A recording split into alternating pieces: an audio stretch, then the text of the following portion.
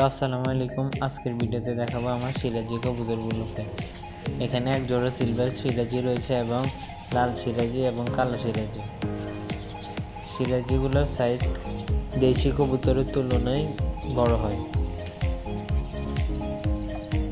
এরা দেশি কবুতরের মতোই সকল ধরনের খাবার খায়, ধান, ভুট্টা, গম, সরিষা, ছোলা। এবং সিরাজি কবুতর দেশি কবুতরের মতো সুন্দর মতো উঠতে পারে না ওদের শরীরের কারণে, কারণ সিরাজি কবুতরের দেহ দেশি কবুতরের তুলনায় বড়, তাই।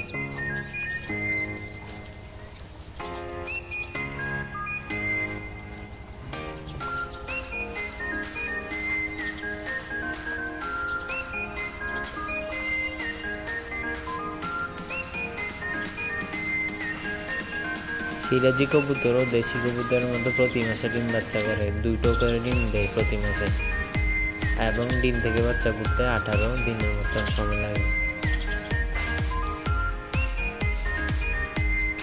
এইদিকে রয়েছে আমার লক্ষা কবুতর, যেগুলাকে ময়ূরপঙ্খী ও বলে।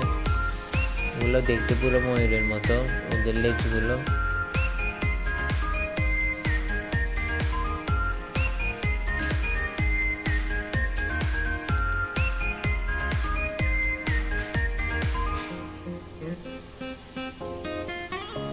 দেখতে পুরো ময়ূরের মতো।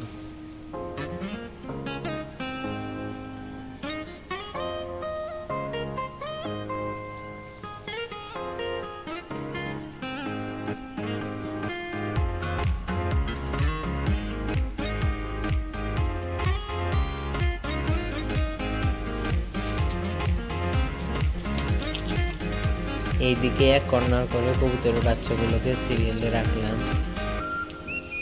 আলহামদুলিল্লাহ, এবার প্রতিটি কবুতরের বাচ্চা সুন্দর মতো হয়েছে।